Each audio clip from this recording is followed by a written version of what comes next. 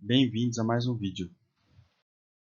Neste vídeo, vou apresentar 8 itens sobre noções de administração financeira e orçamentária, assunto, conceitos e características do orçamento público.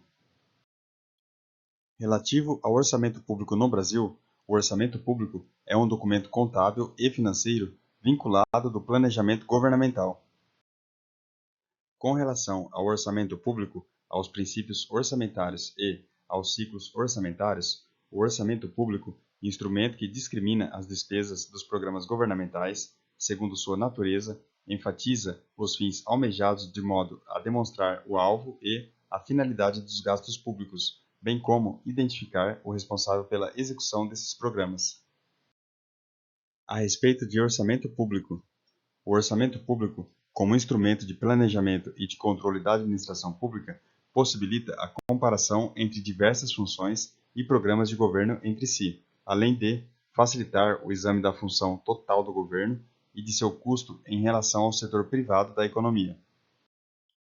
Relativo ao orçamento público, o orçamento é um plano em que se expressa, em termos de dinheiro, para um período de tempo definido, o programa de operações do governo e os meios de financiamento desse programa.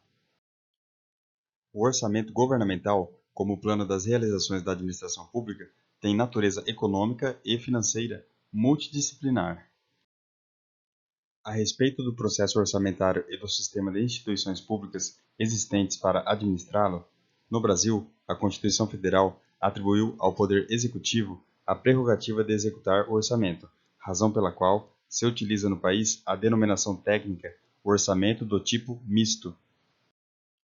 Acerca da intervenção da administração pública na economia e do uso do orçamento público como instrumento dessa intervenção, o orçamento público constitui o reflexo das escolhas ideológicas feitas pelo partido político ou pelo grupo político que se encontra no poder.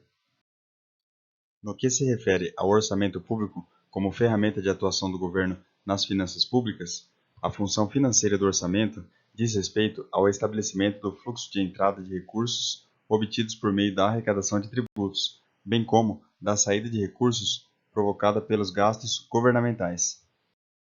Bons estudos e até o próximo vídeo.